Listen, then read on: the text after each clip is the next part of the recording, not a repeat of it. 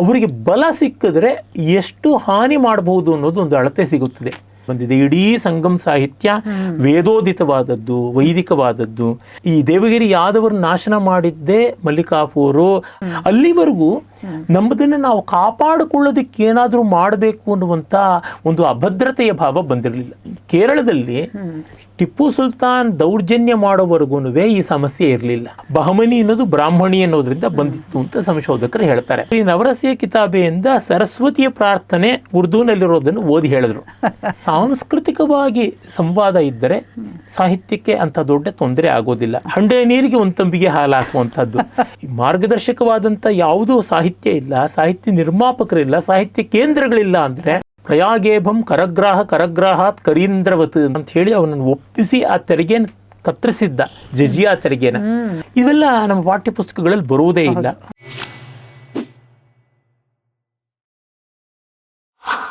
ನಮ್ಮ ಕನ್ನಡ ಸಾಹಿತ್ಯ ಎಲ್ಲ ಪ್ರಾಚೀನವಾಗಿ ಹೇಗೆ ಬೆಳೆದು ಬಂತು ಏನು ಅಂತ.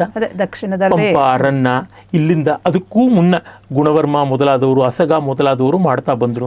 ತಮಿಳುನಾಡಲ್ಲಂತೂ ಸಂಗಮ್ ಕಾಲದಿಂದ ವೈದಿಕವಾದ ಸಾಹಿತ್ಯವೇ ಬೆಳೆದು ಬಂದಿದೆ. ಇಡೀ ಸಂಗಮ್ ಸಾಹಿತ್ಯ ವೇದೋದಿತವಾದದ್ದು, ವೈದಿಕವಾದದ್ದು. ನಮ್ಮ ಇಂದ್ರ, ಮಹಾವಿಷ್ಣು, ಕಾಳಿಕೆ, ವರುಣ, ಬಲರಾಮ ಇಂಥ ದೇವತೆಗಳ ಆರಾಧನೆಯಿಂದಲೇ ಬಂದದ್ದು. ಯಾವ್ಯಾವ ರಾಜರುಗಳು ಇಷ್ಟಿಷ್ಟು ಯಜ್ಞ ಮಾಡಿದ್ರು, ಏನೇನು ದಾನ ಕೊಟ್ಟರು ಅನ್ನೋದನ್ನೆಲ್ಲ ಹೇಳಿದ್ದಾರೆ. ಅಷ್ಟು ಅಪ್ಪಟ ಸನಾತನ ಧರ್ಮೀಯವಾದದ್ದು.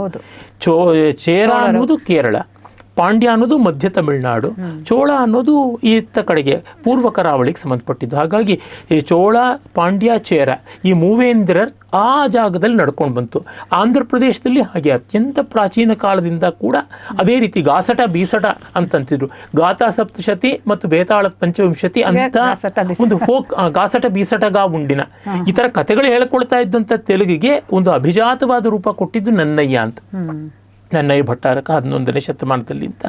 ಹೀಗೆ ಇಲ್ಲಿ ಎಲ್ಲಿಯೂ ಕೂಡ ಪರಪ್ರಭಾವ ಕಾಣೋಲ್ಲ. ಆದರೆ ಈ ಯಾವಾಗ ಮಲ್ಲಿಕಾಫೂರ್ ಬಂದು ದಂಡಯಾತ್ರೆ ಮಾಡಿದ ಮೊದಲು ನೋಡಿ ಅವನು ಗೆರೆ ಎಳೆದಂತೆ ದೇವಗಿರಿ ಯಾದವರು. ಇವತ್ತು ಯಾದವರೆಲ್ಲ ಸನಾತನ ಧರ್ಮಕ್ಕೆ ವಿರುದ್ಧವಾಗಿ ನಡ್ಕೊಳ್ಳುವಂಥ ಒಂದು ನಾಯಕರನ್ನು ಪ್ರೋತ್ಸಾಹ ಕೊಡ್ತಾ ಇದ್ದಾರೆ ಅಂದರೆ ಎಷ್ಟು ದುರಂತ ಅಂತ ಗೊತ್ತಾಗುತ್ತದೆ. ಈ ದೇವಗಿರಿ ಯಾದವರು ನಾಶನ ಮಾಡಿದ್ದೇ ಮಲ್ಲಿಕಾಫೂರು, ಆಮೇಲಿಂದ ಮೊಹಮ್ಮದ್ ಬಿನ್ ತೊಗ್ಲಕ್, ಅಲಾವುದ್ದೀನ್ ಖಿಲ್ಜಿ ಅವನ ಆಸ್ಥಾನದಲ್ಲೇನೆ ನಮಗೆ ಗೊತ್ತಾಗುತ್ತದೆ ಯಾವ ರೀತಿಯಾಗಿ ಅಮೀರ್ ಖುಸ್ರು, ಆಗಲೇ ನಾನು ಹೇಳಬೇಕು ಅಂತಿದ್ದೆ ಆ ಹೆಸರು, ಅಮೀರ್ ಖುಸ್ರು.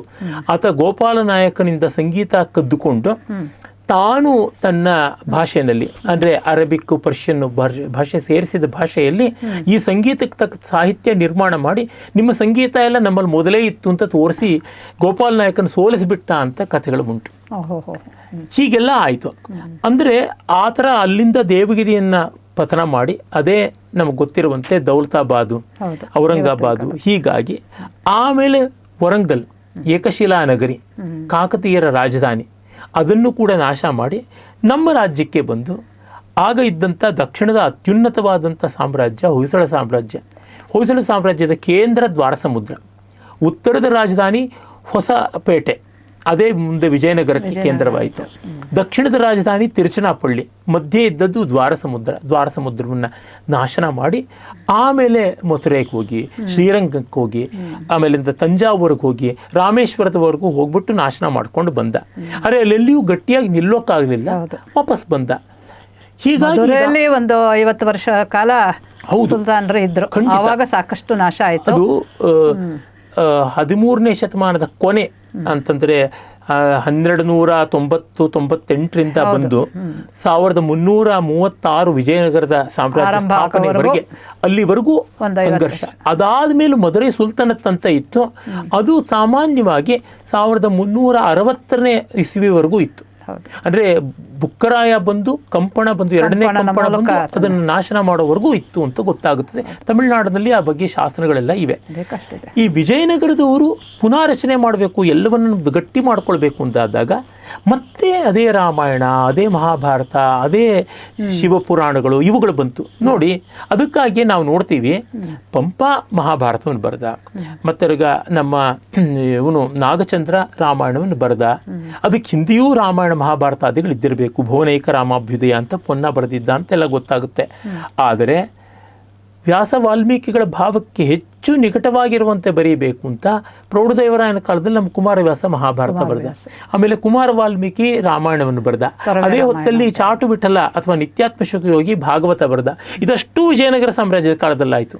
3 ಮುಖ್ಯವಾಗಿ ಆಗಬೇಕಾದ ದಾಸರು, ಪುರಂದರದಾಸರು, ಕನಕದಾಸರಂತೂ ಭಾಗವತವನ್ನೇ ಆಧರಿಸಿ ಅವರ ಗೀತೆಗಳನ್ನ ಅದ್ಭುತವಾಗಿ ಮತ್ತೆ ಶಿವಕೇಂದ್ರಿತವಾದಂಥದ್ದು ಅಂತಂದ್ರೆ ನಮಗೆ ಗಿರಿಜಾ ಕಲ್ಯಾಣ.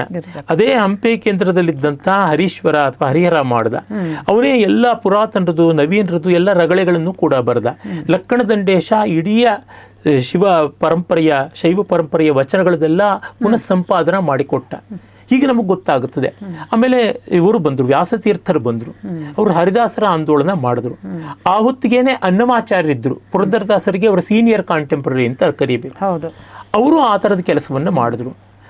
ಹೀಗೆ ಒಂದಲ್ಲ ಎರಡಲ್ಲ ಅನೇಕ ಮೊದಲು 12ನೇ ಶತಮಾನದಲ್ಲೇ ಈ ವಚನ ಸಾಹಿತ್ಯನೂ ಬಂದಿತ್ತು. ಅದಕ್ಕೂ ಈ ಇಸ್ಲಾಂಗೂ ಏನು ಸಂಬಂಧ ಇರಲಿಲ್ಲ ಅನ್ನೋದನ್ನು ಅದಕ್ಕೆ ಮುಂಚೆ ನಮ್ಮ ತಮಿಳುನಾಡಲ್ಲಿ ದೇವಾರಂ ಅಂತ ಅಥವಾ ತೇವಾರಂ ಅಂತ ಇವತ್ತು ಉಚ್ಚಾರ ಮಾಡ್ತಾರೆ. ದೇವಾರಂ ದೇವ ಸಂಬಂಧಿಯಾದದ್ದು, ಅದು ಸ್ತೋತ್ರಗಳು. ಅದನ್ನ ಅಪ್ಪರ ಸುಂದರ, ಮಾಣಿಕ್ಯ ವಾಚಕರು, ತಿರುಜ್ಞಾನ ಸಂಬಂಧರ್ ಇವರೆಲ್ಲರೂ ಮಾಡಿದ್ರು. ಅದಕ್ಕೂ ಮುಂಚೆ ಆಳ್ವಾರಗಳು 12 ಜನ ಆಳ್ವಾರಗಳು 4000 ಅಂತ ದಿವ್ಯ ಪ್ರಬಂಧ ಮಾಡಿದ್ರು. ಎಲ್ಲ ಮತ್ತೆ ನೋಡಿದ್ರೆ ಶಿವ ವಿಷ್ಣು ಶಕ್ತಿ ಈ 3ರೊಳಗೆ ಕೇಂದ್ರೀಕರಿಸಿಕೊಂಡು ಬಂದದ್ದು ಗೊತ್ತಾಗುತ್ತದೆ. ಆದರೆ ವಿಜಯನಗರ ಸಾಮ್ರಾಜ್ಯ ಹೊತ್ತಿಗೆ ಜೈನರು ಎಲ್ಲರೂ ಯೋಚನೆ ಮಾಡಿದ್ರು, ನಮ್ಮೊಳಗೆ ಸಂಘರ್ಷ ಪ್ರಯೋಜನ ಇಲ್ಲ ಅಂತ ಗೊತ್ತಾಗಿ ಎಲ್ಲರೂ ಸಾಮರಸ್ಯದಿಂದ ದುಡಿದ್ರು. ಇದು ಒಂದು ದೊಡ್ಡ ವಿಷಯ ಅಂತ ಅನ್ಸುತ್ತೆ. ಅಲ್ಲಿವರೆಗೂ ನಮ್ಮದನ್ನು ನಾವು ಕಾಪಾಡಿಕೊಳ್ಳೋದಕ್ಕೆ ಏನಾದರೂ ಮಾಡಬೇಕು ಅನ್ನುವಂಥ ಒಂದು ಅಭದ್ರತೆಯ ಭಾವ ಬಂದಿರಲಿಲ್ಲ. ಮೊದಲ ಬಾರಿಗೆ ವಿಜಯನಗರ ಕಾಲದಲ್ಲಿ ನಾವು ಕನ್ಸಾಲಿಡೇಟ್ ಮಾಡಿಕೊಳ್ಳಬೇಕು ಅಂತ ಬಂತು. ಅದು ವಿಜಯನಗರದ ಪತನ, ರಕ್ಕಸ್ತಂಗಡಿ ಯುದ್ಧ ಆಯ್ತಲ್ಲ, ಅಲ್ಲಿವರೆಗೂ ಕೂಡ ಅದು ಬೆಳೆದು ಬಂತು. ಆಮೇಲೆ ಅದು ವಿಜಯನಗರ ಕೇಂದ್ರ ಹೋದ್ರು. ಬಟೋಗೆ ಕಟೋಗೆ ಹೇಳ್ತಿದ್ರಲ್ಲ, ಆಗಾಯ್ತು. ತಾಳಿಕೋಟೆ ಯುದ್ಧ ಅದು ಎಲ್ಲ ಕಡೆಗೂ ವ್ಯಾಪಕವಾಯಿತು. ವಿಜಯನಗರದ ಸಂಸ್ಥಾನಗಳು, ಸಾಮಂತರು ಯಾರಿದ್ರು ಈ ಕಡೆ ಕರಾವಳಿಯವರೆಗೂ ಆಂಧ್ರ ಪ್ರದೇಶದಲ್ಲಿ ಹಾಗೆ ಮಾಡಿದ್ರು. ಈ ಸೊಂಡೂರು, ಸುರಪುರ, ಮೈಸೂರು ಸಂಸ್ಥಾನ ಈ ಥರದ್ದೆಲ್ಲ ಕರ್ನಾಟಕದಲ್ಲಿ ಬಂತು. ಆಮೇಲೆ ತಮಿಳುನಾಡಿನಲ್ಲಿ ನಾಯಕರು ಮಧುರೈ, ಜಿಂಜಿ, ತಂಜಾವೂರು ಅಲ್ಲಿ ಮಾಡ್ಕೊಂಡು ಬಂದರು. ಇಲ್ಲಿ ಕೇರಳದಲ್ಲಿ ಟಿಪ್ಪು ಸುಲ್ತಾನ್ ದೌರ್ಜನ್ಯ ಮಾಡೋವರೆಗೂ ಈ ಸಮಸ್ಯೆ ಇರಲಿಲ್ಲ. ಅಲ್ಲಿ ಆಗಿದ್ದಂಥ ಒಂದೇ ಸಮಸ್ಯೆ ಅಂದರೆ ವಾಸ್ಕೋಡಗಾಮ ಮಾಡಿದಂಥ ದೌರ್ಜನ್ಯ. ಇನ್ನು ಗೋವಾದಲ್ಲಿ ನೋಡಿದ್ರು ಅದೇ ಥರದ್ದು, ಸೈಂಟ್ ಅಂತೆಲ್ಲ ಕರೀತಾರಲ್ಲ, ಸೇವಿಯರು, ಅವ್ರು ಮಾಡಿದಂಥ ಪೈಶಾಚಿಕವಾದಂಥ ಕೃತ್ಯಗಳು, ಇನ್ಕ್ವಿಸಿಷನ್ನು, ಸಾವಿರಾರು ಪೂಜೆ ನಡೀತಾ ಇದೆಯಲ್ಲ ಚರ್ಚಲ್ಲಿ. ಹೀಗೆ ನೋಡಿದಾಗ ವಿಜಯನಗರ ಕೇಂದ್ರ ಪತನವಾದರೂ ಸಾಹಿತ್ಯದ ಸ್ಫೂರ್ತಿ ಪತನವಾಗಲಿಲ್ಲ. ಎಲ್ಲ ಕಡೆಗೂ ಅದು ಹರಡಿತು. ಮತ್ತು ವಿಜಯನಗರ ದೇಶ, ಭಾಷೆ, ಸಂಸ್ಕೃತ ಎಲ್ಲಕ್ಕೂ ಪ್ರೇರಣೆ ಕೊಡ್ತು. ಆಮೇಲೆ ಅಲ್ಲಿವರೆಗೂ ಕೂಡ ದಕ್ಷಿಣ ಭಾರತದಲ್ಲಿ ಶಾಸ್ತ್ರ ರಚನೆ ಎಲ್ಲ ನಡೀತಾ ಬಂದಿದ್ದರೂ ಕೂಡ ಸರ್ವತೋಮುಖವಾಗಿ ಶಾಸ್ತ್ರಗಳ ಪುನರ್ವ್ಯಾಖ್ಯಾನ ಒಂದು ವಿಶೇಷವಾದ ರೀತಿಯಲ್ಲಿ ಆಗ್ತಾ ಬಂತು. ವೇದಗಳಿಂದ ಹಿಡಿದು ವೇದ ಭಾಷೆಗಳಿಂದ ಮೊದಲುಗೊಂಡು ಆಗ್ತಾ ಬಂತು. ಎಲ್ಲದಕ್ಕಿಂತ ಹೆಚ್ಚಾಗಿ ಗಣೇಶ್ ಸಾಹಿತ್ಯ ಒಂದು, ಹಾಗೆ ಶಾಸ್ತ್ರ ಸಾಹಿತ್ಯ, ಸಂಗೀತಕ್ಕೆ ಕಲಿನಾಥ ಸಂಗೀತ ರತ್ನಾಕರಕ್ಕೆ ವ್ಯಾಖ್ಯಾನ ಬರೆದ. ಇಡೀ ಸಂಗೀತ ಕೃತಿಗಳೇ ಬಂದವು. ಸಂಗೀತಕ್ಕೆ ಒಳ್ಳೆ ಇದು ಸಿಕ್ತು. ರಾಮಾಮಾತ್ಯನ ಸ್ವರಮೇಲ ಕಲಾನಿಧಿ. ರಾಮಾಮಾತ್ಯ ಬಂದ್ಬಿಟ್ಟಿದ್ದನು ಅವನು ಹಳೆಯ ರಾಮರಾಯನ ಆಸ್ಥಾನದಲ್ಲಿ ಇದ್ದಂಥವನು. ವಿಜಯನಗರದಲ್ಲಿ ಕಲ್ಲಪ್ಪ, ಅವನ ಹೆಸರು ಕಲ್ಲಿನಾಥ ಅಂತ. ಹೀಗೆ ಅಷ್ಟು ಶಾಸ್ತ್ರ ಗ್ರಂಥಗಳು ಕೂಡ ಬೆಳ್ಕೊಂಡು ಬಂದವು. ವಿದ್ಯಾರಣ್ಯರದು ಸಂಗೀತ ಸಾರ. ಆಮೇಲೆ ಅವ್ರ ವಂಶದಲ್ಲಿ ಮುಂದೆ ಬಂದಂತಹ ಗೋವಿಂದ ದೀಕ್ಷಿತರಿಂದ ಸಂಗೀತ ಸುಧಾ, ಅವರ ಮಗ ವೆಂಕಟಮಖಿ ಚತುರ್ದಂಡಿ ಪ್ರಕಾಶಿಕ, ಈ ಥರ ಬೆಳ್ಕೊಂಡು ಬಂತು. ಅಂದರೆ ಕನ್ಸಾಲಿಡೇಷನ್. ಆಮೇಲೆ ಶಾಸ್ತ್ರಗಳ ಮಧ್ಯೆ ವಾದಗಳ ಜಗಳಕ್ಕಿಂತ ವಿಶದೀಕರಣ. ಈಗ ಸರ್ವದರ್ಶನ ಸಂಗ್ರಹ, ಅದರೊಳಗೆ ಮತಗಳ ಖಂಡನ ಮಂಡನ ಅಲ್ಲ, ಮತಗಳ ಪ್ರತಿಯೊಂದು ದರ್ಶನಗಳ ಸಾರ ಏನು, ಜೈನದ್ದೇನು, ಬೌದ್ಧದ್ದೇನು, ಚಾರ್ವಾಕ ಸಂಗ್ರಹ ಎಲ್ಲ ಪ್ರತಿಯೊಂದರದು ಪ್ರಾಮಾಣಿಕವಾದ ಆ ಪ್ರಮೇಯಗಳನ್ನ ಅವರ ಪೊಸಿಷನ್ ಏನು ಒಬ್ಬೊಬ್ಬರದು ಹೀಗೆ ಈ ರೀತಿಯಾಗಿ ಮಾಡಿದ್ದು. ಇದನ್ನ ಸ್ವಾತಂತ್ರ್ಯ ಬಂದ ಮೇಲೆ ನಮ್ಮ ದೇಶದಲ್ಲಿ ಹೆಚ್ಚು ಗಮನ ಇಟ್ಟು ಪ್ರಭುತ್ವ ಮಾಡಿದ್ದಿದ್ರೆ ತುಂಬಾ ಚೆನ್ನಾಗ್ತಿತ್ತು. ಇದು ಅನ್ಯಾಯ. ಆ ವಿಜಯನಗರದವ್ರು ಏನು ಮಾಡಿದ್ರು, ಇವ್ರು ಏನು ಮಾಡದೆ ಹೋದ್ರು 500 ವರ್ಷದ ಅಂತರದಲ್ಲಿ. ನಮಗದು ಗೊತ್ತಾಗುತ್ತೆ. ನೀವು ಬಹಳ ಚೆನ್ನಾಗಿ ಒಂಥರ ಸಮಪ್ ಮಾಡಿ ಹೇಳ್ತಾ ಇದ್ದೀರಾ ಗಣೇಶ್. ಒಂದು ಸಂಗ್ರಹದ ಸಮಗ್ರತೆಯ ವಿಚಾರ ಇದೆಯಲ್ಲ, ಅದರ ಒಂದು ಸಂಗ್ರಹ ಸ್ವರೂಪವನ್ನು ನನ್ನ ಮುಂದೆ ಇಟ್ರಿ.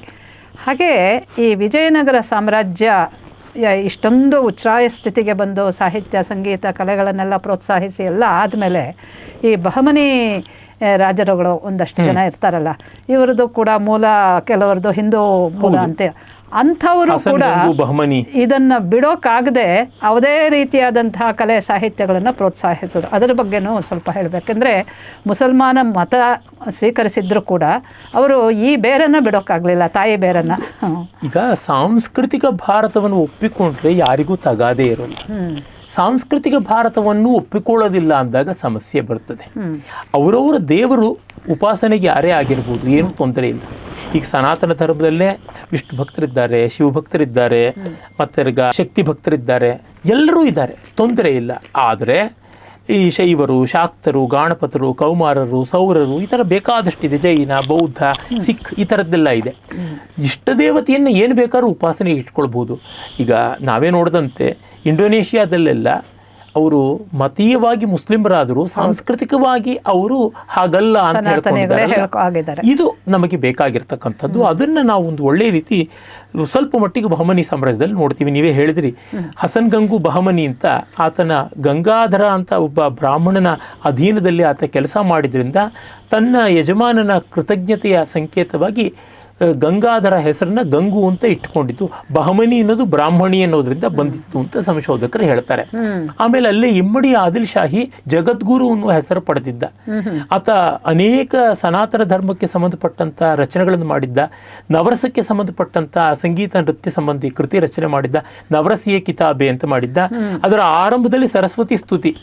ಈಗ ಹಲವು ವರ್ಷಗಳ ಹಿಂದೆ ಮುರಳಿ ಮನೋಹರ್ ಜೋಶಿ ಅವರು ವಿದ್ಯಾಮಂತ್ರಿ ಆಗಿದ್ರು, HRD ಮಂತ್ರಿ ಆಗಿದ್ದಾಗ ವಾಜಪೇಯಿ ಸರಸ್ವತಿ ಸ್ತೋತ್ರ ಮಾಡಬಾರದು ಅಂತ ಗಲಾಟೆ ಮಾಡಿದ್ರು.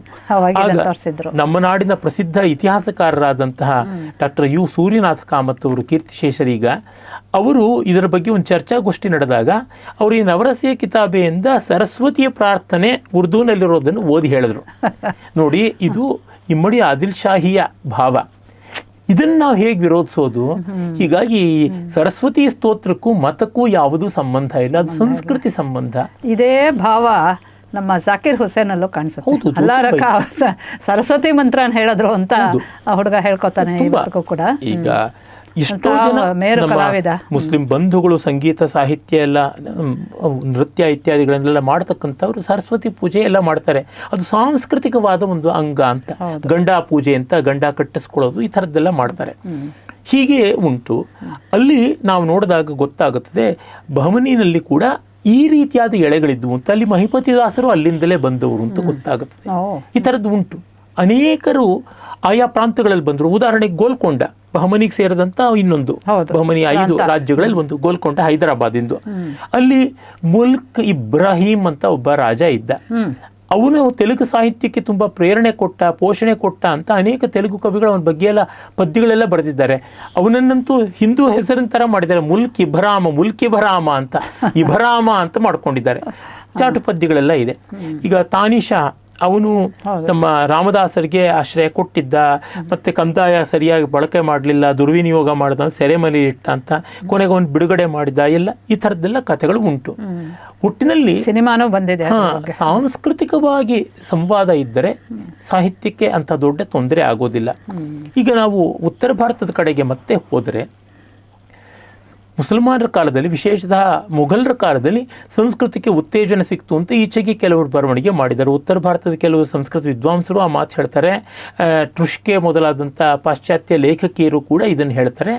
ಆದರೆ ಅದು making a mole to a mountain ಅಂತಾರಲ್ಲ, ಆ ರೀತಿ ಮೊಡವೆನ ಒಂದು ಮಲೆಯನ್ನಾಗಿ ಮಾಡದಂತೆ ಅಷ್ಟೆಲ್ಲ ಇಲ್ಲ.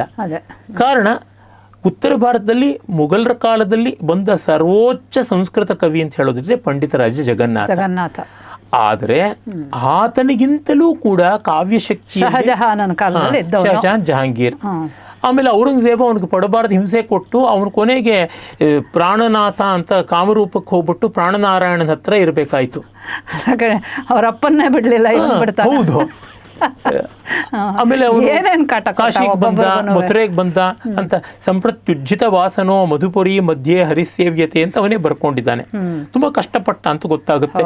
ಯಾವ ಒಂದು ಸ್ತೋತ್ರ ಕಾವ್ಯ, ರಾಜರ ಸ್ತೋತ್ರ ಮಾಡದಂತ ಒಂದು ಪ್ರಶಸ್ತಿ ಕಾವ್ಯ ಜಗದಾಭರಣ ಅಂತ ಬರೆದನೋ ಹೌದು. ಅದನ್ನೇ ಒಂದು ಸ್ವಲ್ಪ ಅಲ್ಪ ಬದಲಾಯಿಸಿಬಿಟ್ಟಿದನು. ಕಾಮರೂಪದ ಪ್ರಾಣನಾರಾಯಣನ ಮೇಲೆ ಪ್ರಾಣಾಭರಣ ಅಂತ ಬರೆದಿದ್ದು ನಮಗೆ ಸ್ಪಷ್ಟವಾಗಿ ಸಿಗುತ್ತೆ, ಎಲ್ಲ ಪಾಠಗಳಲ್ಲಿ ಸಿಗುತ್ತೆ. ಈ ಜಗನ್ನಾಥ ಪಂಡಿತರಾಜನ ಕಾವ್ಯಕ್ಕೆ ಅವನದಿರ್ತಕ್ಕಂಥದ್ದು ನಮಗೆ ಈಗ ಉಪಲಬ್ಧ ಇರುವುದು ರಸಗಂಗಾಧರ ದೊಡ್ಡ ಶಾಸ್ತ್ರ ಗ್ರಂಥ. ಅದಲ್ಲದೆ ಅವನು ಮನೋರಮ ಗ್ರಂಥವನ್ನ ಖಂಡನೆ ಮಾಡಿಬಿಟ್ಟು ಮಾಡಿದಂಥ ಮನೋರಮ ಕುಚಮರ್ದನ ಅಂತ ಒಂದು ವ್ಯಾಕರಣದ್ದು ಗ್ರಂಥ. ಮತ್ತೆ ರಸಗಂಗಾಧರ ಭಾಗನೇ ಭಟ್ಟೋಜಿ ದೀಕ್ಷಿತರ ಖಂಡನೆ, ಅದು ಕುಚಮರ್ದನ. ಭಟ್ಟೋಜಿ ದೀಕ್ಷಿತರ ಗುರುವಾಗಿದ್ದ ಪ್ರಾರಬ್ಧಕ್ಕೋಸ್ಕರ ಅಪ್ಪಯ್ಯ ದೀಕ್ಷಿತರನ್ನ ಖಂಡಿಸಿಬಿಟ್ಟಿದನು. ಅವನು ಕೋಲಿಯಾನಂದ ಇದು ಮತ್ತೆ ಚಿತ್ರಮೀಮಾಂಸಾ ಖಂಡನ ಅಂತ ಒಂದು, ಅದು ರಸಗಂಗಾಧರದ ಭಾಗವೇ. ಚಿತ್ರಮೀಮಾಂಸಾ ಸ್ವತಂತ್ರ ಗ್ರಂಥವಲ್ಲ, ಅದನ್ನು ಮಾಡ್ದ. ಆದರೆ ಪಂಚಲಹರಿಗಳು, ಸುಧಾಲಹರಿ, ಗಂಗಾಲಹರಿ, ಯಮುನಾಲಹರಿ, ಲಕ್ಷ್ಮೀ ಲಹರಿ, ಕರುಣಾಲಹರಿ ಅಷ್ಟು. ಆಮೇಲೆ 4 ಭಾಗಗಳಲ್ಲಿರ್ತಕ್ಕಂಥ ಭಾಮಿನಿ ವಿಲಾಸ, ಪ್ರಾಸ್ತಾವಿಕ ವಿಲಾಸ ಅಥವಾ ಅನ್ಯೋಕ್ತಿ ವಿಲಾಸ, ಶೃಂಗಾರ ವಿಲಾಸ, ಕರುಣ ವಿಲಾಸ, ಶಾಂತ ವಿಲಾಸ. ಇದು ಬಿಟ್ಟು ಇನ್ಯಾವುದೂ ಇಲ್ಲ. ಯಮುನಾವರ್ಣನ ಚಂಪು ಒಂದು ಬರೆದಿದ್ದ ಅಂತಲೂ ಅಂತಾರೆ, ಅದು ನಮಗೆ ಸಿಕ್ಕಿಲ್ಲ. ಆದರೆ ಅದೇ ಕಾಲದಲ್ಲಿದ್ದಂಥ ದಕ್ಷಿಣ ಭಾರತದಲ್ಲಿ, ಅಂದರೆ ವಿಜಯನಗರದ ಕೃಪಾಪೋಷಿತವಾದಂಥ ನಾಯಕರ ಕಾಲದಲ್ಲಿ, ಮಧುರೈ ನಾಯಕರ ಆಸ್ಥಾನದಲ್ಲಿ, ತಿರುಮಲ ನಾಯಕನ ಆಸ್ಥಾನದಲ್ಲಿ ನೀಲಕಂಠ ದೀಕ್ಷಿತ ಇದ್ದ. ಅದೇ ಕಾಲದಲ್ಲಿ ತಂಜಾವೂರು ಸಂಸ್ಥಾನಕ್ಕೆ ಸೇರಿದಂತಹ ಮತ್ತೆ ಕಂಚಿನಲ್ಲಿ ನಮ್ಮ ವೆಂಕಟಾಧ್ವರಿ ಇದ್ದ. ವೆಂಕಟಾಧ್ವರಿ ಎಷ್ಟು ಗ್ರಂಥಗಳು ಬರೆದಿದ್ದಾನೆ. ನೀಲಕಂಠ ದೀಕ್ಷಿತ ಅಂತೂ ಮಹಾಕಾವ್ಯಗಳು ಬರೆದಿದ್ದ. ಮುಕುಂದ ವಿಲಾಸ ಅಂತ ಒಂದು ಅಪೂರ್ಣ ಕಾವ್ಯ, ಕೃಷ್ಣ ಕಾವ್ಯ. ಆಮೇಲಿಂದ ಮಧುರೆಯ, ಅದಕ್ಕಿಂತ ಸ್ವಲ್ಪ ಮೊದಲು 13-14ನೇ ಶತಮಾನಕ್ಕೆ ಸೇರಿದಂಥ, ಅಲ್ಲ 12-13ಕ್ಕೆ ಸೇರಿದಂಥವರು, ಅಲ್ಲ 14ಕ್ಕೆ ಇವರು ವೇದಾಂತ ಮಹಾಕವಿ, ಶಾಸ್ತ್ರ ಕಾವ್ಯ. ಮುಸ್ಲಿಂ ದೊರೆಗಳು, ಮುಘಲರು ಪೋಷಣೆ ಕೊಟ್ಟರು, ಸಂಸ್ಕೃತಕ್ಕೆ ತುಂಬಾ ಬೆಲೆ ಬಂತು ಅಂದ್ರೆ ಅತ್ಯುಚ್ಚ ಮೇರು ಶಿಖರ ಜಗನ್ನಾಥಪ್ಪ. ಜಗನ್ನಾಥನ್ ನಮ್ಮ ನೀಲಕಂಠ ದೀಕ್ಷಿತ. ನೀಲಕಂಠ ದೀಕ್ಷಿತನ ಜೊತೆಯಲ್ಲೇ ಇದ್ದಂಥವನು, ಅದೇ ಕಾಲದಲ್ಲಿ ಇದ್ದಂಥವನು ವೆಂಕಟಾಧ್ವರಿ. ವೆಂಕಟಾಧ್ವರಿ ವಿಶ್ವಗುಣಾಧ ಚಂಪು ಪಂಚಚಂಪುಗಳಲ್ಲಿ ಒಂದು, ನೀಲಕಂಠ ದೀಕ್ಷಿತನ ನೀಲಕಂಠ ವಿಜಯ ಚಂಪು ಪಂಚಚಂಪುಗಳಲ್ಲಿ ಒಂದು. ಮತ್ತೆ ವಿಶ್ವಗುಣಾಧ ಚಂಪು ಬಹಳ ಯುನೀಕ್, ಒರಿಜಿನಲ್ ವರ್ಕ್. ಇಡೀ ಭಾರತವನ್ನು ಓಡಾಡಿಸ್ತಾನಲ್ಲ, ವಿಶ್ವಾವಸು ಮತ್ತೆ ಕೃಷಾನು ಗಂಧರ್ವರ ಮೂಲಕ ಎಲ್ಲರ ಗುಣದೋಷ ದೃಷ್ಟಿ. ಅಷ್ಟು ಕಾಸ್ಟಿಕ್ ಕ್ರಿಟಿಸಿಸಮ್ ಅನ್ನ ಇವತ್ತು ನಾವು ಊಹೆ ಮಾಡ್ಕೊಳ್ಳೋದು. ಸಮಾಜವನ್ನ ಎಲ್ಲ ಅಧ್ಯಾಪಕರು, ಜ್ಯೋತಿಷಿಗಳು, ಟೀಚರ್ಸ್, ಅವರು ಇವರು ಗೃಹಿಣಿಯರು, ಶ್ರದ್ಧಾವಂತನಾದ ಶ್ರೀ ವೈಷ್ಣವ ರಾಮಾನುಜಾಚಾರ್ಯರನ್ನು ಬಿಟ್ಟಿಲ್ಲ, ಮತ್ತೆ ವಡಗಲೆ ಶ್ರೀ ವೈಷ್ಣವ ವೇದಾಂತ ದೇಶಿಕರನ್ನು ಬಿಟ್ಟಿಲ್ಲ. ಶೈವರು, ವೈಷ್ಣವರು, ಬ್ರಾಹ್ಮಣರು, ಕ್ಷತ್ರಿಯರು ಎಲ್ಲರನ್ನೂ ಕ್ರಿಟಿಸೈಸ್ ಮಾಡಿದ್ದಾನೆ. ಎಲ್ಲರಲ್ಲಿ ಗುಣ ದೋಷ. ಸೆಲ್ಫ್ ಕ್ರಿಟಿಸಿಸಮ್ ಅನ್ನೋದು ಇವರಿಗೆಲ್ಲ ಸಹಜವಾಗಿ ಬಂದಿರೋಂಥ ಒಂದು ಗುಣ ಅಂತ ನಾವು ಮೆಚ್ಕೋಬೇಕು ಅಲ್ವೇ? ಮತ್ತೆ ಆಗಂತೂ ರಾಘವನ್ ಮೊದಲಾದವರು ಬರವಣಿಗೆ ನೋಡಿದ್ರೆ ಎಷ್ಟೆಷ್ಟು ದೊಡ್ಡ ದೊಡ್ಡ ಲೇಖಕರಿದ್ದರು ಅಂತ ಗೊತ್ತಾಗುತ್ತದೆ. ಒಬ್ಬ ಘನಶ್ಯಾಮ, ಅವನ ಹೆಂಡತಿಯರು ಮಹಾವಿದುಷಿಯರಾಗಿದ್ದರು ಅಂತ ಗೊತ್ತಾಗುತ್ತದೆ. ಆಮೇಲಿಂದ ಸಂಚಾರಿ ಮಹಾಭಾಷ್ಯ ಅಂತ ಹೆಸರು ಪಡೆದಂಥ ಚೊಕ್ಕನಾಥ ಮಖಿ ಇರಬಹುದು. ಆಮೇಲೆ ಪಂಚ ಕಲ್ಯಾಣ ಚಂಪು ಬರೆದಂಥ ಚಿದಂಬರ ಕವಿ ಇರಬಹುದು, ಚಕ್ರಕವಿ ಪುರುಷರದೇ ಹೇಳ್ತಾ ಇದ್ದೀರಲ್ಲ ಗಣೇಶ್, ತಂಜಾವೂರು ಮಹಾ ಕವಯತ್ರಿ ಗಂಗಾದೇವಿಯಿಂದ ಆರಂಭಿಸಿ 12 ನಿಮಿಷಕ್ಕೆ 100 ಪದ್ಯ ಆಶವಾಗಿ ಹೇಳ್ತಾ ಇದ್ಲು. ಓದುವ ತಿರುಮಲಾಂಬೆ, ಇವಳು ರಾಮಭದ್ರ ಮಹಾಕಾವ್ಯಗಳನ್ನೇ ಬರೆದಂತಹ ಮಹಾಕವಯತ್ರಿಯರು ಇವರೆಲ್ಲ. ಅವರೆಲ್ಲ 17ನೇ ಶತಮಾನದಲ್ಲೇ ಸ್ತ್ರೀಯರ ಈ ಕಾವ್ಯ ರಚನೆಗೆ, ಅವರ ವೈದುಷ್ಯಕ್ಕೆ ಎಂಥ ಒಂದು ಪ್ರೋತ್ಸಾಹ ಸಹಜವಾಗಿತ್ತು ಅನ್ನೋದು ಗೊತ್ತಾಗುತ್ತೆ. ದೇಶ ಭಾಷೆಗಳಲ್ಲೂ ಅಷ್ಟೇ. ಅದು ರಂಗಾಜಮ್ಮ ಇರ್ಬೋದು, ಮುದ್ದುಪಳನಿ ಇರ್ಬೋದು ಅಂತವರೆಲ್ಲ. ಇತ್ತ ಮೈಸೂರು ಸಂಸ್ಥಾನದಿಂದ ನಮ್ಮ ಸಂಚಿ ಹೊನ್ನಮ್ಮ ಇರ್ಬೋದು, ಚಿಕ್ಕುಪಾಧ್ಯಾಯ, ತಿರುಮಲಾರ್ಯ, ಲಕ್ಷ್ಮೀಶ, ಷಡಕ್ಷರಿ, ಅನೇಕ ಕವಿಗಳು ಬಂದರು. ಅಂದರೆ ಮುಸ್ಲಿಮರು, ಮೊಘಲರು ತುಂಬ ದೊಡ್ಡ ಉತ್ತೇಜನ ಕೊಟ್ಟರು ಅಂತಂದರೆ ಅಲ್ಲಿಂದ ಎಷ್ಟು ಶಿಖರಗಳು ಬಂದವು. ಮತ್ತು ಶಾಸ್ತ್ರ ಶಿಖರಗಳು ಕಾಶಿಯಲ್ಲಿದ್ದರೆ ಹೊರತು ಅವರು ದೆಹಲಿಯಲ್ಲಿ, ಆಗ್ರಾದಲ್ಲಿ ಇರಲಿಲ್ಲ. ಕಾಶಿಯ ಪಂಡಿತರಿಗೆ ಏನು ಸಿಕ್ಕಿದ್ದು ಪಾಪ? ಕಾಶಿ ದೇವಸ್ಥಾನವನ್ನು, ಬಿಂದು ಮಾಧವ ದೇವಸ್ಥಾನ, ವಿಶ್ವೇಶ್ವರ ದೇವಸ್ಥಾನ ಎಲ್ಲ ಧ್ವಂಸ ಮಾಡಿದ್ದಷ್ಟೇನೆ. ಹೀಗೆ ನೋಡಿದಾಗ ನಮಗೆ ಸ್ಪಷ್ಟ, ಅದರಿಂದ ಸಾಮಾಜಿಕವಾಗಿ ತುಂಬ ಅಲ್ಲೋಲ ಕಲ್ಲೋಲಗಳಾಗೋಯ್ತು. ಆ ವಿದ್ವಾಂಸ ವಂಶಗಳೆಲ್ಲ ಎಲ್ಲೆಲ್ಲೋ ಹೋಗಬೇಕಾಯ್ತು. ಆಮೇಲೆ ಮಹಾರಾಷ್ಟ್ರದಿಂದ ಯಾರ್ಯಾರೋ ಹೋಗಿ ಅಲ್ಲಿ ಕೂತ್ಕೊಂಡು ಈ ಮರಾಠರೆಲ್ಲ ಯುದ್ಧಗಳು ಮಾಡಿ ಅಲ್ಲೇ ಚೂರೋ ಪಾರೋ ಆ ದೇವಸ್ಥಾನಗಳನ್ನೆಲ್ಲ ಕಟ್ಟಿ ಅವ್ರು ಬರೋ ಹಾಗಾಯ್ತು. ಮತ್ತೆ ಇಲ್ಲದೆ ಇದ್ದಿದ್ರೆ ಅಹಲ್ಯಾಬಾಯಿ ಹೋಳ್ಕರ್ ಅಂತ ಅವರು, ಹೋಳ್ಕಳ ಆ ಕಡೆ ಸವಾಯಿ ಜಯಸಿಂಹ ತುಂಬಾ ಅಂದ್ರೆ ಔರಂಗಜೇಬ ಸತ್ತ ಮೇಲೆ ನೀವು ಇದನ್ನ ಹೇಳ್ಬೇಕು, ದುಷ್ಪ್ರಭಾವ ತುಂಬಾ ಆಯ್ತು. ಅಂದ್ರೆ ಇವರ ಪ್ರೋತ್ಸಾಹದಿಂದ ಸಾಹಿತ್ಯ ನಿರ್ಮಾಣ ಆಗ್ಲಿಲ್ಲ, ಸಾಹಿತ್ಯ ನಿರ್ಮಾಪಕರ ನಾಶ ಆಯ್ತು ಅನ್ನೋದು ಬಹಳ ಮುಖ್ಯ. ಸಾಹಿತ್ಯ ಸಂಸ್ಕೃತಿ ನಾಶ ಆಗೋಯ್ತದ. ಆಮೇಲೆ ನೋಡಿ ನಮಗೆ ಮತ್ತು ಸ್ಪಷ್ಟವಾಗಿ ಗೊತ್ತಾಗೋದು, ಒಂದಷ್ಟು ಒಳ್ಳೆ ಕೆಲಸ ಮಾಡಿದವರಿದ್ದಾರೆ. ಅದು ಹಂಡೆ ಹಾಲಿಗೆ ಒಂದು ತಂಬಿಗೆ ನೀರು ಹಾಕುವಂಥದ್ದಲ್ಲ, ಹಂಡೆ ನೀರಿಗೆ ಒಂದು ತಂಬಿಗೆ ಹಾಲು ಹಾಕುವಂಥದ್ದು. ಇಲ್ಲಿಯೇ ನಮ್ಮ ಮಾಗಡಿ ಹತ್ತಿರವೇ ಸಾತನೂರು ಅಂತ ಒಂದು ಹಳ್ಳಿ ಇದೆ. ಅಲ್ಲಿಂದ ಹೊರಟವನು ಪಂಡರೀಕ ವಿಠ್ಠಲ. ಅವನು ಪಂಡರೀಕ ವಿಠ್ಠಲ ಅಕಬರಿ ಕಾಳಿದಾಸ ಅಂತ ಹೆಸರು ಪಡ್ಕೊಂಡ ಸಂಗೀತ ಶಾಸ್ತ್ರ ಕೋವಿದನಾಗಿದ್ದ, ನಾಟ್ಯ ಕೋವಿದನಾಗಿದ್ದ, ನ್ಯಾಷನಲ್ ಸೆಮಿನಾರ್ ಮಾಡಿದ್ದಾಗಿತ್ತು.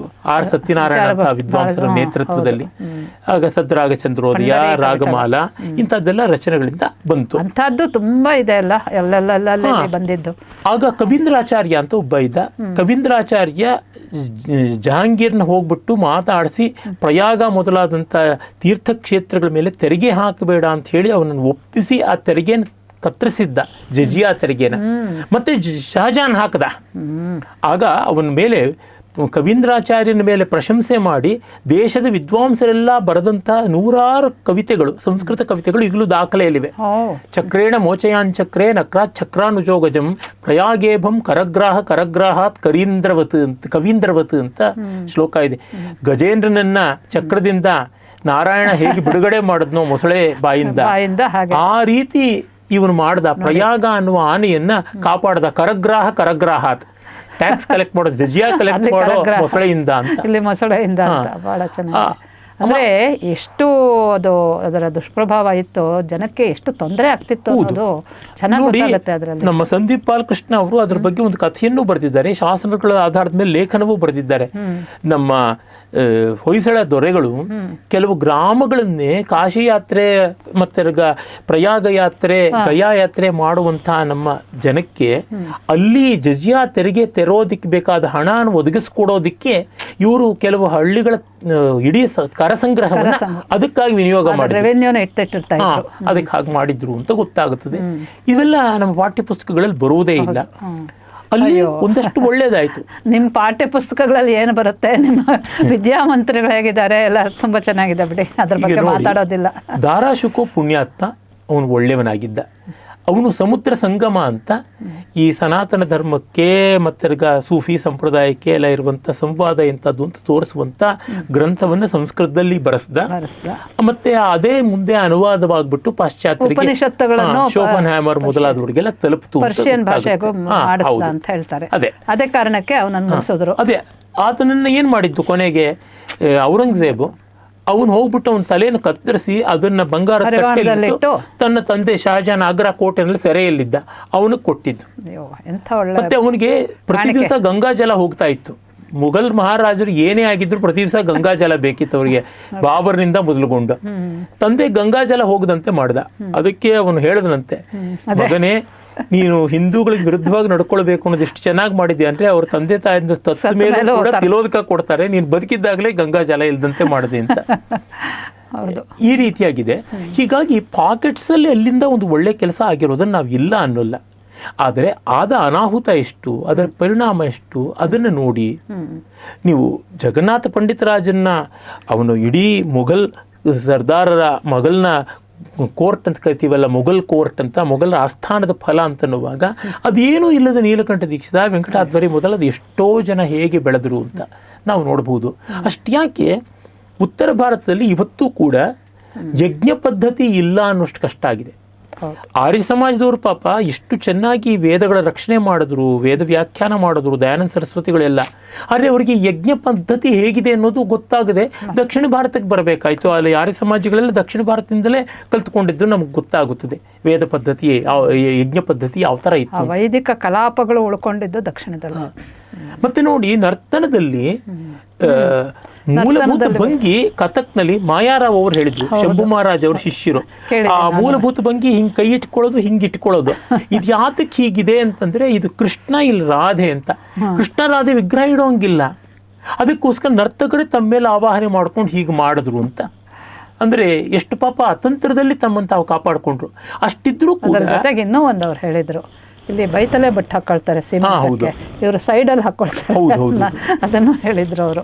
ಹಣೆಗೆ ಇಟ್ಕೊಳ್ಳೋದಿಲ್ಲ, ಇದನ್ನು ಮಾತ್ರ ಹಾಕೊಳ್ತಾ ಇದ್ರು ಅಂತ. ಆಮೇಲೆ ಅವರು ಆ ಕಾಲದಲ್ಲಿ ಬಂದಂಥ ಸಾಹಿತ್ಯ ನೋಡಿದ್ರೆ ಇಲ್ಲಿಂದ ದಕ್ಷಿಣ ಭಾರತದಿಂದ ಹೋದಂಥ ವಲ್ಲಭಾಚಾರ್ಯರು, ನಿಂಬಾರ್ಕರು, ಅವರು ಮತ್ತು ಬಂಗಾಳದಿಂದ ಬಂದಂಥ ಚೈತನ್ಯ ಮಹಾಪ್ರಭುಗಳು ಇವರೆಲ್ಲ ಬೆಳೆಸಿ ಮತ್ತೆ ಕೃಷ್ಣ ಭಕ್ತಿ, ರಾಮಭಕ್ತಿ, ರಾಮಾನಂದರು ಅವರು ಕಬೀರ ದಾಸರಿಗೂ ಕೂಡ ಗುರುಗಳಾಗಿದ್ದವರಲ್ಲ, ರಾಮಭಕ್ತಿಯನ್ನು ಬೆಳೆಸಿದ್ರು.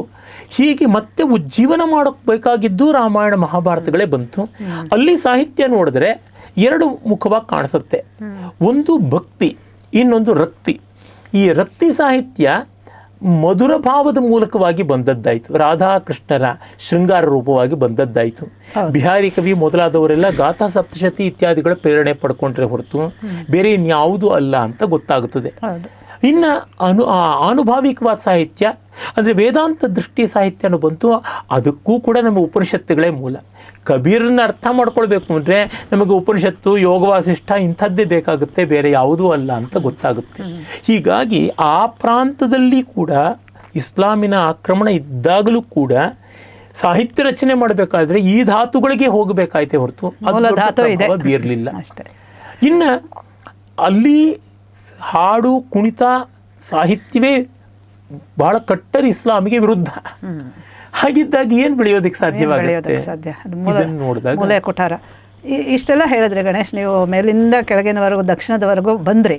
ಆದರೆ ಕಾಶ್ಮೀರದೊಂದು ಬಿಟ್ರಿ. ಈಗ ಕಾಶ್ಮೀರ ನೀವು ಮೊದಲು ಪ್ರಸ್ತಾಪ ಮಾಡಿದ್ರಿ. ಅತ್ಯಂತ ಆಚಾರ್ಯ ಕೃತಿಗಳು ಯಾವುದೇ ತಗೊಂಡ್ರು ಕೂಡ ಕಥಾ ಸಾಹಿತ್ಯವಾಗಲಿ ಇದೆಲ್ಲ ಬಂದಿದ್ದು, ಇನ್ಕ್ಲೂಡಿಂಗ್ ನಾಟ್ಯಶಾಸ್ತ್ರ. ಹೌದು. ಈಗ ಇಲ್ಲಿ 13-14ನೇ ಶತಮಾನಕ್ಕೆ ಇಸ್ಲಾಂ ಪ್ರವೇಶ ಆಗಿ ಪೂರ್ತಿ ಮತಾಂತರ ಆಗೋಯ್ತು.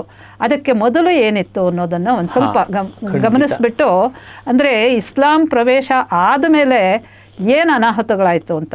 ಈಗ ಕಲ್ಹಣ ಆಗಲಿ ಅಥವಾ ಲಲಿತಾದಿತ್ಯನವರೆಗೂ ಕರ್ಕೋಟಕ ವಂಶ ಆಳ್ತಾ ಇರೋವರೆಗೂ ಎಲ್ಲ ಉಚ್ಛ್ರಾಯ ಸ್ಥಿತಿಯಲ್ಲಿತ್ತು. ಅವರವರಲ್ಲಿ ಜಗಳಗಳು, ಅದೆಲ್ಲ ಬೇಕಾದಷ್ಟು ರಾಜಕೀಯ ಅಲ್ಲೋಲ ಕಲ್ಲೋಲಗಳು ನಡೀತಾ ಇದ್ದರೂ ಕೂಡ ಇಂಥ ಶ್ರೇಷ್ಠ ಕೃತಿಗಳ ನಿರ್ಮಾಣಕ್ಕೆ ಏನೇನೂ ತೊಂದರೆ ಇರಲಿಲ್ಲ. ಕಾಲಕ್ಕೆ ಬಂದಿದೆ. ಈಗ ದೊಡ್ಡ ದೊಡ್ಡ ನಮ್ಮ ಕಥಾ ಸಾಹಿತ್ಯವನ್ನು ಪುನರ್ ನಿರ್ಮಾಣ ಮಾಡಿಕೊಟ್ಟಂಥ ಕ್ಷೇಮೇಂದ್ರ ಆಗಲಿ, ಇವರಾಗಲಿ, ಸೋಮದೇವ, ಇವರೆಲ್ಲರೂ ಕೂಡ ಅಲ್ಲಿನವರೇ. ಅದ್ರ ಬಗ್ಗೆ ಒಂದು ಸ್ವಲ್ಪ ಹೇಳಿ. ಖಂಡಿತ. ಈ ವಿಷಯದಲ್ಲಿ ನನ್ನ ಗೆಳೆಯ ಎಚ್ ಎ ವಾಸುಕಿ ತುಂಬ ಒಳ್ಳೆ ಬೋಧಪ್ರದವಾದ ಒಂದು ಶೋಧ ಲೇಖನ ಬರೆದಿದ್ದಾರೆ. ಆ ಪ್ರಕಾರ ಕಾಶ್ಮೀರದಲ್ಲಿ ಏನಾಯ್ತು ಅಂತ ಅಂದ್ರೆ, ಕಾಶ್ಮೀರದಲ್ಲಿ ಮುಖ್ಯವಾಗಿ ಅಲಂಕಾರ ಶಾಸ್ತ್ರ, ಸಾಹಿತ್ಯ ಮೀಮಾಂಸೆ ಇದು ಬೆಳೆಯೋದಿಕ್ಕೂ ಇಸ್ಲಾಮಿನ ಆಕ್ರಮಣಕ್ಕೂ, ಇಸ್ಲಾಮಿನ ಆಕ್ರಮಣ ಪೂರ್ತಿ ಆಗೋ ಮುನ್ನವೇ ಬೆಳೆದಿದ್ರಿಂದ ಇದು ನಮಗೆ ರಸ ಸಿದ್ಧಾಂತ, ಧ್ವನಿ ಸಿದ್ಧಾಂತ, ವಕ್ರೋಕ್ತಿ ಸಿದ್ಧಾಂತ ಸಿಕ್ತು. ಅದಾಗಿದ್ದಿದ್ರೆ ಸಿಗ್ತಾ ಇರಲಿಲ್ಲ. ಅದು ಎಷ್ಟು ಒಂದು ಸೂಕ್ಷ್ಮವಾದ ಒಂದು ರೀತಿಯಾದಂಥ ಯಾವುದನ್ನೊಂದು ಪವಾಡ ಅಂತ ಅನ್ಬೇಕು. ಆ ತರಹ ಈ ಎರಡು ಚಂಡಮಾರುತಗಳ ಮಧ್ಯೆ ಒಂದು ಕ್ವಯಟ್ ಆದಂಥ ಒಂದು ಪೀರಿಯಡ್, ಅದೇ ಆ ರೀತಿಯಾದಂಥ ಒಂದು ಇಂಟರ್ಲೂಡ್ ಮಧ್ಯದಲ್ಲಿ ಆಯಿತು ಅನ್ನೋದನ್ನ ಸಾಕ್ಷ್ಯಾಧಾರಗಳನ್ನು ಕೊಟ್ಟು ರೂಪಿಸಿದ್ದಾಗತ್ತೆ. ಈಗ ನೋಡಿ, ವ್ಯಾಕರಣ, ವೇದಾಂತ ಬಂದಾದ್ಮೇಲೆ ಯಾವ ಸಾಹಿತ್ಯನೂ ಉತ್ತಮವಾದದ್ದು. ಕಾರಣ ಇಷ್ಟೇ, ನಮಗೆ ಕಲ್ಹಣ ರಾಜತರಂಗಿಣಿ ಆದ್ಮೇಲೆ ಜೋನರಾಜನ ರಾಜತರಂಗಿಣಿ ನೋಡ್ತೀವಿ. ಆಮೇಲೆ ಶ್ರೀವರನ್ ಬರೋಷ್ಟೊತ್ತಿಗೆನೆ ಅಂಥ ಆಕ್ರಮಣಗಳು ಬಂದಿದ್ದು ಪೂರ್ತಿ ದಾಖಲೆ ಕೊಟ್ಬಿಟ್ಟಿದ್ದಾನೆ. ಎಲ್ಲಿವರೆಗೆ ಆಯ್ತು ಅಂತಂದ್ರೆ, ಕಾಶ್ಮೀರದಲ್ಲಿ ಸಂಸ್ಕೃತ ಪಂಡಿತರು ಬದುಕೋಕೆ ಆಗದಂಥ ಸ್ಥಿತಿ ಆಗ್ಬಿಡ್ತು, ಸರ್ವನಾಶ ಆಗ್ಬಿಡ್ತು. ಆ ಗ್ರಂಥಗಳೇ ಉಳ್ಕೊಳ್ಳೋದಿಲ್ಲ. ಈಗ ನೋಡಿ, ಕಾಶ್ಮೀರದಲ್ಲೇ ಹುಟ್ಟಿದ್ದು ನಾಟ್ಯಶಾಸ್ತ್ರ ಅಂತೀವಿ. ಅಭಿನವ್ ಭಾರತಿ ಅಲ್ಲಿಯೇ ಹುಟ್ಟಿದ್ದು ಅಭಿನವ್ ಗುಪ್ತಂದು. ಆ ಅಭಿನವ್ ಭಾರತಿ ಹಸ್ತಪ್ರತಿಗಳು ಸಿಕ್ಕಿದ್ದು ಕೇರಳದಲ್ಲಿ. ಆನಂದವರ್ಧನ ಧ್ವನ್ಯಾಲೋಕದ ಹಸ್ತಪ್ರತಿಗಳಿಗೆ ಕಾಶ್ಮೀರ ಹುಡುಕಿದ್ರೆ ಏನೂ ಸಿಗಲಿಲ್ಲ. ಈಗ ನೋಡಿದಾಗ ಎಷ್ಟೊಂದು ಕಾಶ್ಮೀರ ಮೂಲದ ಗ್ರಂಥಗಳೇ ಶಾಸ್ತ್ರ ಸಿಕ್ಕಿದ್ದಿಲ್ಲ. ದಕ್ಷಿಣ ಭಾರತದಲ್ಲಿ ಕೇರಳ, ಕರ್ನಾಟಕ ಈ ಥರ ಈ ಮೂಲಗಳು ಅಂತ. ಅಂದರೆ ಅದನ್ನ ಓದುವವರು ಇಲ್ಲ, ಇನ್ನು ಕಾಪಾಡಿಕೊಳ್ಳೋರು ಯಾರು ಇಲ್ಲದಂತೆ ಆಗ್ಬಿಡ್ತು ಅಂತ. ಹಾಗಾಗಿದ್ದರಿಂದಲೇ ನಮಗೆ ಸಂಸ್ಕೃತ ಸಾಹಿತ್ಯವೂ ಅಲ್ಲಿಂದ ಬರಲಿಲ್ಲ, ಪ್ರಾಕೃತ ಅಪಭ್ರಂಶ ಸಾಹಿತ್ಯವೂ ಬೆಳೆಕೊಳ್ಳಲಿಲ್ಲ. ಒಂದು ರೀತಿಯ ಅರಾಜಕತೆ ತಾಂಡವಿಸ್ಬಿಡ್ತು ಅಂತ ಅನಿಸುತ್ತೆ. ಹಾಗಾಗಿ ಇವತ್ತಿಗೂ ಅಲ್ಲಿ ಲಲ್ಲೇಶ್ವರಿ ಅನ್ನೋ ಒಬ್ಬ ಭಕ್ತಿ ಕವಯಿತ್ರಿಯನ್ನ ಬಿಟ್ರೆ ಸಿಗೋದಿಲ್ಲ. ಉತ್ತಮವಾದಂತ ಸಾಹಿತ್ಯ ಅಂತ ಹೇಳ್ಬಹುದು, ಅದು ಏನು ಸಿಗಲಿಲ್ಲ. ತುಂಬಾ ಆಶ್ಚರ್ಯ ಆಗುತ್ತೆ ನೋಡಿ, ಎಂಥ ಒಂದು ಘೋರ ಆಗಿ ಹೋಯ್ತು ಅಂತ ಅನಿಸುತ್ತೆ ನೋಡಿ. ಇಲ್ಲೆಲ್ಲ ಈಗ ತಾನು ನೀವು ಹೇಳಿದ್ರಿ, ದಕ್ಷಿಣದಲ್ಲಿ ಎಲ್ಲ ಕಡೆಯಿಂದನೂ ಕೂಡ ಉತ್ತಮವಾದಂಥ ಸಾಹಿತ್ಯ ಅಂತ ಇವತ್ತಿಗೂ ಗಣಿಸಬಹುದು ಅಂತಂದು ಕಾಣಿಸ್ತು. ಅಲ್ಲಿ ಆ ಸಾಹಿತ್ಯದ ಒಂದು ಇದು ಫೌಂಟನ್ ಹೆಡ್ ಅಲ್ಲೇ ಏನೋ ಸ್ಫೂರ್ತಿ ಕೇಂದ್ರ ನೋಡಿ, ಇನ್ನೂ ಸ್ಫೂರ್ತಿ ಯಾವುದು ಅಂತ ಸಾಹಿತ್ಯ ನಿರ್ಮಾಣಕ್ಕೆ ಗೊತ್ತಾಗತ್ತಲ್ಲ. ಸಮಾಜವೇ ಇಲ್ಲ, ವಿದ್ವಾಂಸರೇ ಇಲ್ಲ. ಎಲ್ಲಿವರೆಗೆ ಅಂದ್ರೆ ಈಗ ಬಂಗಾಳದ ಕಡೆ ನೋಡಿ, ಈ ಪೂರ್ವ ಭಾರತ ಈಶಾನ್ಯ ಭಾರತ ಅಂತೀವಲ್ಲ, ಅಲ್ಲೆಲ್ಲ ಇಷ್ಟು ದೊಡ್ಡ ದೊಡ್ಡ ಕವಿಗಳಿದ್ರು ಅಂದ್ರೆ ಸಂಸ್ಕೃತದಲ್ಲಿ ಮೊದಲೇ ನಮಗೆ ಸಿಗತಕ್ಕಂತ ಒಂದು ಸುಭಾಷಿತ ಸಂಕಲನ ಅಂತಂದ್ರೆ ವಿದ್ಯಾಕರ ಬರೆದಂತ ಸುಭಾಷಿತ ರತ್ನಕೋಶ, ಅದು ಆ ಪ್ರಾಂತದ್ದು. ಆಮೇಲೆ ಶ್ರೀಧರದಾಸನ ಸದುಕ್ತೀಕರಣಾಮೃತ. ಈ ಎರಡೂ ಗ್ರಂಥಗಳಲ್ಲಿ ಸುಮಾರು 300 ಕವಿಗಳ ಸುಭಾಷಿತಗಳು ಸಂಗ್ರಹಿತವಾಗಿವೆ. ಆ ಪ್ರಾಂತದ ಕವಿಗಳು, ಅವರು ಒಬ್ಬರ ಪೂರ್ಣ ಪ್ರಮಾಣದ ಕೃತಿಯೂ ನಮಗೆ ಸಿಗ್ತಾ ಇಲ್ಲ, ಒಂದೋ ಎರಡೋ ಬಿಟ್ಟರೆ. ಜಯದೇವಂದು ಗೀತಗೋವಿಂದ ಸಿಗುತ್ತದೆ. ಜಯದೇವನ ಹೇಳ್ತಾನೆ, ಬೇರೆ ಬೇರೆ ಕವಿಗಳೆಲ್ಲ ಇದ್ರು, ವಾಚ ಪಲ್ಲವಯತ್ಯುಮಾಪತಿಧರೆ ಅಂತೆಲ್ಲ ಶುರು ಮಾಡ್ಕೊಂಡು ಹೇಳ್ತಾನೆ. ಈಗ ನೋಡಿ, ವಸುಕಲ್ಪ ಇರಬಹುದು, ಕೇಶಟ ಇರಬಹುದು, ಆಮೇಲೆ ಯೋಗೇಶ್ವರ ಇರಬಹುದು, ಚಿತ್ತಪ್ಪ ಇರಬಹುದು, ಉಮಾಪತಿಧರ ಇರಬಹುದು, ಇಂಥ ಅನೇಕ ಕವಿಗಳ ಹೆಸರುಗಳು ನಮಗೆ ಹಿಂಗಿಂಗೆ ಸಿಗುತ್ತೆ. ಉತ್ಕೃಷ್ಟವಾದ ಕವಿತೆಗಳು, ಒಂದಕ್ಕಿಂತ ಒಂದು ಚೆನ್ನಾಗಿವೆ. ಒಬ್ಬ ಕವಿಗಳದು ಕಾವ್ಯ ಏನೊಂದು ಸಿಕ್ಕಿಲ್ಲ. ಪ್ರಾಚೀನ ಕಾಲದಿಂದಾನು ಹಾಗೆ ಅಲ್ವಾ ಗಣೇಶ್? ಭಾಸ ಸೌಮಿಲ್ಲ ಕವಿಪುತ್ರಾದಿ ನಾಮ್ ಅಂದ್ರೆ ಸೌಮಿಲ್ಲಂದು ಕವಿಪುತ್ರಂದು ಏನಿದೆ ನಮ್ಗೆ? ಅರೆ ಭಾಸಂದು ಅಂತ ನಮಗೆ ಸಿಗ್ತಾ ಇದೆ. ಹೇಳಿದ್ದು ಅಂತ ನೋಡಿದ್ರೆ 3 ಜನ ಹೆಸರು ಹೇಳಿದ್ರೆ ಒಬ್ಬ ಕಿಲ್ಚಿ ಮಾಡಿದ ಧ್ವಂಸ ಅಂತದ್ದು ಅಂತ ಗೊತ್ತಾಗುತ್ತೆ. ಧರ್ಮಸ್ವಾಮಿ ಅಂತ ಟಿಬೆಟ್ ಇಂದ ಒಬ್ಬ ಬೌದ್ಧ ಭಿಕ್ಷು ನಾಲಂದ ವಿಶ್ವವಿದ್ಯಾಲಯ ಕೊನೆಯ ದಿವಸಗಳಲ್ಲಿದ್ದ. ಆತ ಬೌದ್ಧ ಭಿಕ್ಷು ಬಂದಿದ್ದಾಗ ಈ ದೌರ್ಜನ್ಯ ಎಲ್ಲ ಮಾಡಿ ಇಡೀ ನಾಲಂದ ನಾಶನವಾಗೋದು, ಓದಂತಪುರಿ, ನಾಲಂದ ಮತ್ತೆ ವಿಕ್ರಮಶೀಲ ಇವೆಲ್ಲ ಕೂಡ ಧ್ವಂಸಗೊಂಡದ್ದು ಗೊತ್ತಾಗುತ್ತೆ. ಆಗ ಈ ಬೌದ್ಧ ಭಿಕ್ಷುಗಳನ್ನ ಒಬ್ಬ ಶ್ರೀಮಂತ ಬ್ರಾಹ್ಮಣ ಪಾಪ ತನ್ನ ಮನೇಲಿಟ್ಟುಕೊಂಡು ಅವ್ರ ಗ್ರಂಥಗಳನ್ನು ಕಾಪಾಡ್ದ ಅನ್ನೋ ಮಾತನ್ನು ಆತ ಧರ್ಮಸ್ವಾಮಿ ಬರೆದಿದ್ದಾನೆ ತನ್ನ ಪ್ರವಾಸ ಕಥನದಲ್ಲಿ. ಆಮೇಲೆ ಅವರೆಲ್ಲ ಟಿಬೆಟ್ ಓಡ್ ಹೋಗ್ಬಿಟ್ಟು. ಅಂದ್ರೆ ಅಷ್ಟು ದೊಡ್ಡ ಶಾಸ್ತ್ರ ಸಾಹಿತ್ಯ. ಆಮೇಲೆ ತುಂಬ ಜನ ತಪ್ಪು ತಿಳ್ಕೊಂಡಿದ್ದಾರೆ, ನಾಲಂದ ಬೌದ್ಧ ಕೇಂದ್ರ ಮಾತ್ರ ಆಗಿತ್ತು ಅಂತ. ಎಲ್ಲ ಮತಗಳದು ಎಲ್ಲ ಅಧ್ಯಯನವೂ ನಡೀತಾ ಇತ್ತು. ವೇದ ಅಲ್ಲಿ ಪಾಠ ಹೇಳ್ತಾ ಇದ್ರು, ವೇದಾಂತ ಹೇಳ್ತಾ ಇದ್ರು, ಜೈನ ಹೇಳ್ತಾ ಇದ್ರು, ಎಲ್ಲ ಬರೀ ಬೌದ್ಧರದಲ್ಲ. ಹೌದು, ಎಲ್ಲ ನಡೀತಾ ಇತ್ತು. ಎಲ್ಲ ಶಾಸ್ತ್ರಗಳದು, ಆಯುರ್ವೇದ ನಡೀತಾ ಇತ್ತು, ವ್ಯಾಕರಣ ನಡೀತಾ ಇತ್ತು. ಮತ್ತೆ ಅದಕ್ಕೆ ಹಿಂದೂ ರಾಜ್ಯಗಳಲ್ಲೇ ಅಗ್ರೇಸರಾದಂಥ ಗುಪ್ತರೇ ಸ್ಥಾಪನೆ ಮಾಡಿದ್ದು. ಅಲ್ಲಿಂದ ಮೊದಲುಗೊಂಡು ವಿದೇಶಗಳಲ್ಲಿದ್ದವರು ಸ್ಥಾಪನೆ ಮಾಡಿದ್ಮೇಲೆ ರಾಜರೇ ಅದಕ್ಕೆ ಪ್ರೋತ್ಸಾಹ, ಕ್ಯಾಂಬೋಡಿಯಾ ಮೊದಲಾದ ಪ್ರಾಂತಗಳಿಂದ, ಇಂಡೋನೇಷ್ಯಾದಿಂದ ಎಲ್ಲ ಅದಕ್ಕೆ ಡೊನೇಷನ್ಸ್ ಬರ್ತಾ ಇದ್ವು. ಇದು ಅಷ್ಟು ನಾಶವಾಗ್ಬಿಡ್ತು ಅಂತಂದ್ರೆ ಅಲ್ಲಿ ನೋಡಿ ಮತ್ತೆ ಇನ್ಯಾವ ಸಾಹಿತ್ಯವೂ ಬರೋಕ್ಕಾಗಲಿಲ್ಲ. ಮಾರ್ಗದರ್ಶಕವಾದಂಥ ಯಾವುದೂ ಸಾಹಿತ್ಯ ಇಲ್ಲ, ಸಾಹಿತ್ಯ ನಿರ್ಮಾಪಕರಿಲ್ಲ, ಸಾಹಿತ್ಯ ಕೇಂದ್ರಗಳಿಲ್ಲ. ಅಂದ್ರೆ ವಿನಾಶ ಸೂಚಕವಾದಂಥ ಹೆಸರು ಮಾತ್ರ ಉಳ್ಕೊಂಡಿದೆ. ಅಲ್ಲಿನ ರೈಲ್ವೆ ಸ್ಟೇಷನ್ಗೆ ಬಕ್ತಿಯಾರ್ ಖಿಲ್ಜಿ ಸ್ಟೇಷನ್ ಅಂತ ಹೆಸರಿಟ್ಟೆ.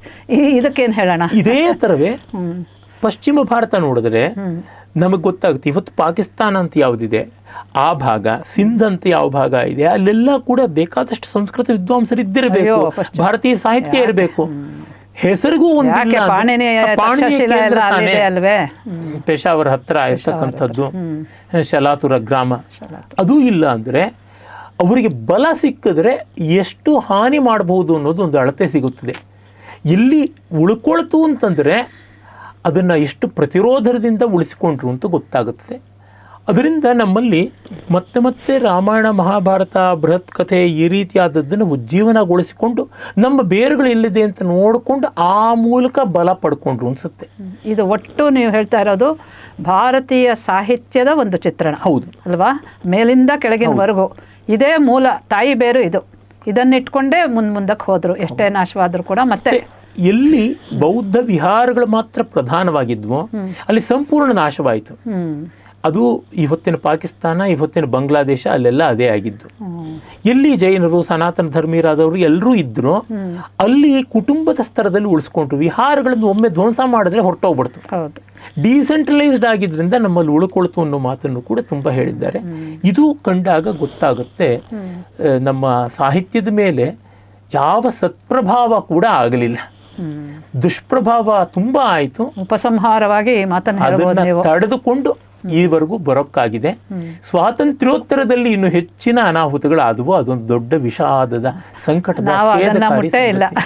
ಯಾಕೆಂದರೆ ಬ್ರಿಟಿಷರು ಬಂದಾದಮೇಲೆ ಅಥವಾ ಯುರೋಪಿಯನ್ ಶುರು ಆದಮೇಲೆ ಅವರು ಕೈ ಹಾಕಿದ್ದು ಮೆದುಳಿಗೆ ಮೊದಲು ಅದನ್ನೇ ಹಿಸುಕಿ ತೆಗೆದುಬಿಟ್ರು. ಇವತ್ತಿಗೂ ಅದರ ಒಂದು ದುಷ್ಪ್ರಭಾವಕ್ಕೆ ಒಳಗಾಗಿ ಪೀಡೆಯನ್ನು ಅನುಭವಿಸ್ತಾ ಇದ್ದೀವಿ. ಎಷ್ಟೇ ಅನುಕೂಲಗಳಾಗಿದ್ದರೂ ಕೂಡ ಆದಂಥ ಅನಾನುಕೂಲಗಳು ತುಂಬ ದೊಡ್ಡದು. ಅದರ ವ್ಯಾಪ್ತಿ ವಲಯದಿಂದ ಇನ್ನೂ ಹೊರಗೆ ಬರೋಕ್ಕೆ ನಮ್ಗೆ ಆಗ್ತಾಯಿಲ್ಲ. ಅದು ಬೇರೆ ವಿಚಾರ. ಇಲ್ಲಿವರೆಗೂ ತಾವು ನಮ್ಮ ದೇಶದ ಮೇಲಾದಂಥ ಆಕ್ರಮಣಗಳಲ್ಲಿ ಅತ್ಯಂತ ದುಷ್ಪ್ರಭಾವ ಬೀರಿದ್ದು ಇಸ್ಲಾಂ ಆಕ್ರಮಣ. ಇದು ಬಂದಾಗ ಏನೇನಾಯಿತು ಅನ್ನೋದರ ಒಂದು ಸ್ಥೂಲ ಚಿತ್ರ ಕೊಟ್ಟಿದ್ರು ಕೂಡ ಅದು ಒಟ್ಟು ಭಾರತದ ಆ ಸಾಹಿತ್ಯ ಕ್ಷೇತ್ರವನ್ನು ಪ್ರತಿನಿಧಿಸುವಂತಹ ಮಾತುಗಳಾಗಿದೆ ನೀವು ಹೇಳಿರೋದು. ತುಂಬ ಧನ್ಯವಾದಗಳು ಗಣೇಶ್. ಯಾಕೆಂದರೆ ನಿಮ್ಮಂಥವ್ರು ಮಾತ್ರ ಅಂಥ ವಿಚಾರಗಳನ್ನು ಹೇಳ್ಬೋದಾಗಿದೆ. ಅದಕ್ಕೋಸ್ಕರ ನೀವು ಬಂದು ಲೀಲಾಜಾಲ ಸ್ಟುಡಿಯೋಗೆ ಇಷ್ಟು ವ್ಯಾಪಕವಾದಂಥ ವಿಚಾರವನ್ನು ಇಷ್ಟು ಸಂಗ್ರಹವಾಗಿ ಹೇಳಿದ್ದಕ್ಕೆ ಎಲ್ಲ ವೀಕ್ಷಕರ ಪರವಾಗಿ ಹೃತ್ಪೂರ್ವಕವಾದಂಥ ನಮಸ್ಕಾರ, ವಂದನೆಗಳನ್ನು, ಅಭಿವಂದನೆಗಳು ಎಲ್ಲವನ್ನೂ ಸಮರ್ಪಿಸ್ತಾ ಇದ್ದೇನೆ. ಹೌದು, ತುಂಬ ಸಂತೋಷ. ಧನ್ಯವಾದ.